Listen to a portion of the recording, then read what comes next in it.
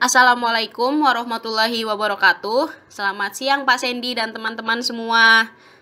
Kami dari kelompok 4 yang beranggotakan Ihsani Kamila F1B 019084, Riza Trijanuar Setiarti F1B 019085, Anissa Mafatiuhul Khoiriyah F1B 019112.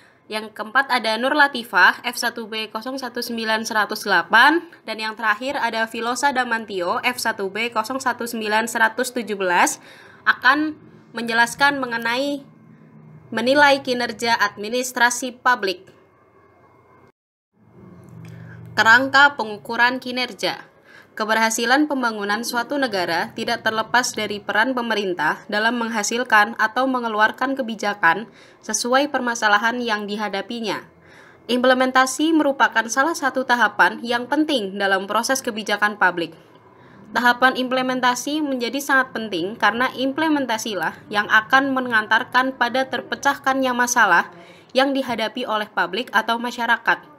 Sebaik apapun suatu kebijakan, ketika itu tidak dilaksanakan, berarti kebijakan itu hanyalah sebuah dokumen. Kinerja memiliki peran penting dalam menentukan pencapaian dan harapan yang telah memasuki tujuan implementasi kebijakan. Kinerja kebijakan dinilai sangat krusial karena mampu menggambarkan tingkat pencapaian implementasi sehingga akan muncul penilaian terhadap hasil kebijakan dapat dikatakan berhasil atau gagal. Pengukuran kinerja implementasi kebijakan pada intinya adalah mengukur pencapaian dari sebuah kebijakan. Pengukuran kinerja implementasi kebijakan ini diawali dengan terdapatnya fakta bahwa program pemerintah tidak selalu berhasil dalam implementasinya. Menurut Grindal dan Quet, untuk mengukur kinerja implementasi suatu kebijakan publik harus memperhatikan variabel kebijakan, organisasi, dan lingkungan. Variabel kebijakan ini perlu diperhatikan karena apabila kebijakan yang dikeluarkan itu tepat dan dapat memecahkan masalah publik, maka masyarakat dapat berpartisipasi, memberikan kontribusi yang optimal untuk mencapai tujuan yang diinginkan. Selanjutnya, kerangka pengukuran kinerja implementasi menurut Gould dan Barston. Yang pertama, input kebijakan. Input kebijakan di sini berupa sumber daya yang dipakai untuk menghasilkan produk dan layanan dari suatu program. Yang kedua, proses atau kegiatan dari implementasi suatu kebijakan yang sudah ditetapkan untuk dapat menghasilkan produk dan layanan publik. Ketiga, output kebijakan diartikan sebagai keluaran dari kebijakan berupa barang, jasa, fasilitas layanan publik yang dapat dinikmati oleh kelompok sasaran sebagai upaya untuk mewujudkan tujuan kebijakan. Yang keempat, hasil awal diartikan bahwa hasil langsung yang dapat dilihat atau dirasakan oleh kelompok sasaran dari adanya suatu program kebijakan tertentu yang dikeluarkan oleh pemerintah.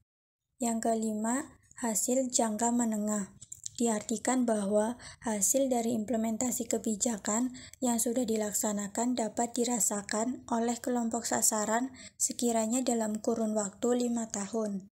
Yang terakhir, hasil jangka panjang diartikan bahwa hasil dari implementasi kebijakan yang sudah dilaksanakan dapat dirasakan oleh kelompok sasaran sekiranya dalam kurun waktu 20 tahun. Pembahasan yang selanjutnya yaitu indikator pengukuran kinerja. Dalam ilmu kebijakan publik, indikator merupakan instrumen penting untuk mengevaluasi kinerja implementasi suatu kebijakan.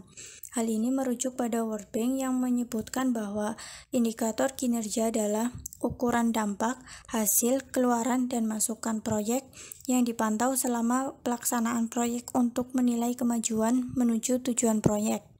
Indikator juga digunakan untuk mengevaluasi keberhasilan suatu proyek. Dalam pengukuran kinerja implementasi kebijakan, kerangka logis pengukuran mempunyai 2 indikator utama, yaitu indikator output dan indikator outcome. Selanjutnya ada ciri-ciri indikator yang baik menurut Erwan Agus Purwanto dan Diah Rati Sulistiastuti pada tahun 2012. Ciri-ciri indikator yang baik Yang pertama, yaitu memiliki relevansi dengan kebijakan atau program yang akan dievaluasi. Poin yang kedua, indikatornya memadai. Memadai artinya indikator yang digunakan memiliki kemampuan menggambarkan secara kondisi tercapainya tujuan suatu kebijakan. Yang ketiga adalah data yang diperlukan mudah untuk diperoleh di lapangan sehingga tidak akan menyulitkan evaluator. Poin yang terakhir, indikator yang disusun idealnya juga memenuhi standar nasional dan akan lebih baik apabila memenuhi standar internasional. Indikator pengukuran kinerja. Indikator output digunakan untuk mengetahui konsekuensi langsung yang dirasakan oleh kelompok sasaran sebagai akibat adanya realisasi kegiatan, aktivitas, pendistribusian hibah, subsidi, dan lain-lain yang dilaksanakan dalam implementasi suatu kebijakan. Sementara, indikator outcome adalah indikator yang menilai hasil implementasi suatu kebijakan. Berbagai perubahan yang muncul sebagai konsekuensi implementasi suatu kebijakan perlu diukur untuk mengetahui sejauh mana kinerja implementasi kebijakan. Hubungan antara hasil kebijakan dengan perubahan kondisi masyarakat merupakan hal yang dikehendaki pada implementasi sebagai langkah mengatasi masalah. Selanjutnya ada indikator policy output.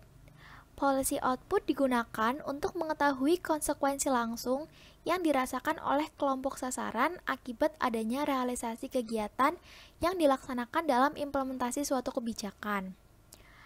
Menurut Purwanto dan Sulistiastuti pada 2015, indikator kinerja output antara lain: yang pertama, ada akses. Indikator akses digunakan untuk mengetahui bahwa program atau pelayanan yang diberikan mudah dijangkau oleh kelompok sasaran. Akses juga mengandung pengertian terjadinya kesamaan kesempatan bagi semua kelompok sasaran, maupun karakteristik individual maupun kelompok yang melekat pada dirinya.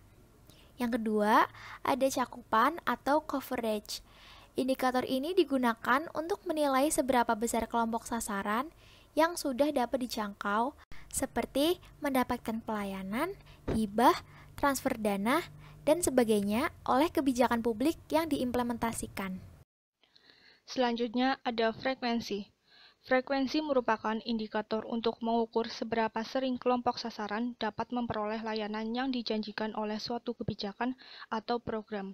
Indikator frekuensi sangat penting dan relevan untuk mengetahui keberhasilan implementasi kebijakan atau program yang jenis layanannya tidak hanya diberikan sekali, namun berulang kali. Selanjutnya, bias.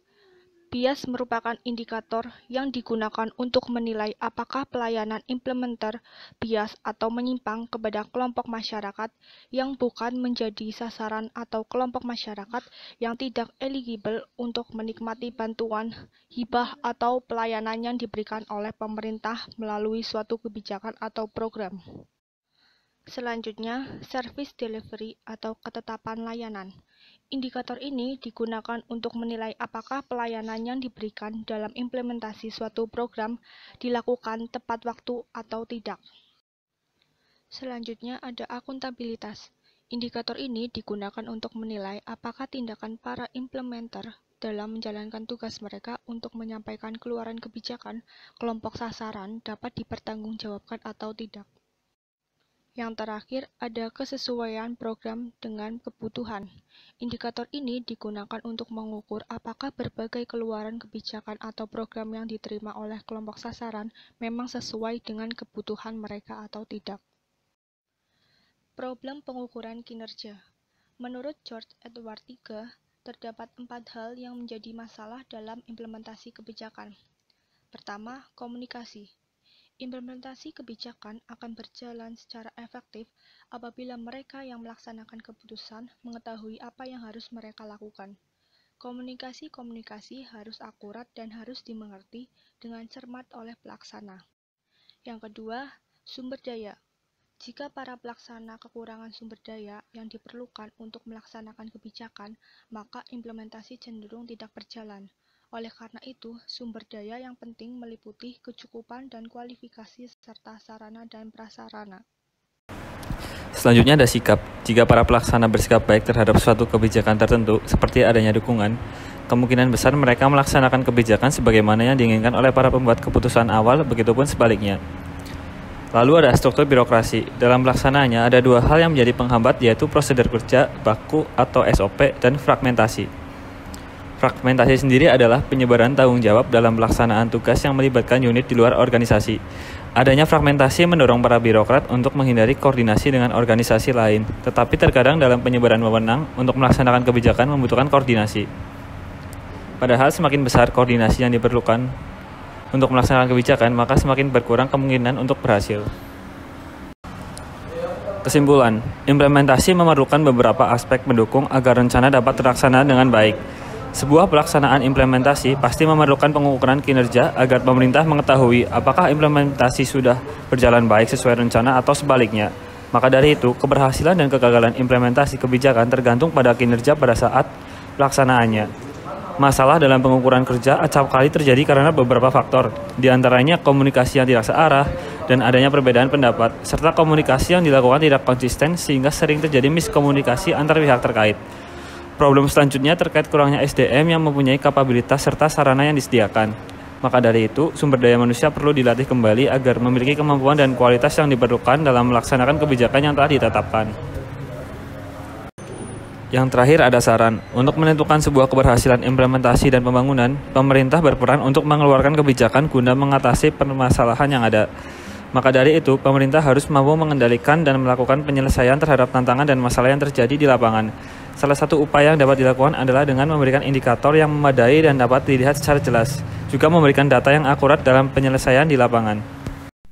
Demikian presentasi dari kami selaku kelompok 4. Mohon maaf apabila ada kekurangan. Dan untuk teman-teman yang ingin bertanya, silahkan boleh diajukan pada sesi tanya jawab setelah ini. Sekian dari kami. Wassalamualaikum warahmatullahi wabarakatuh.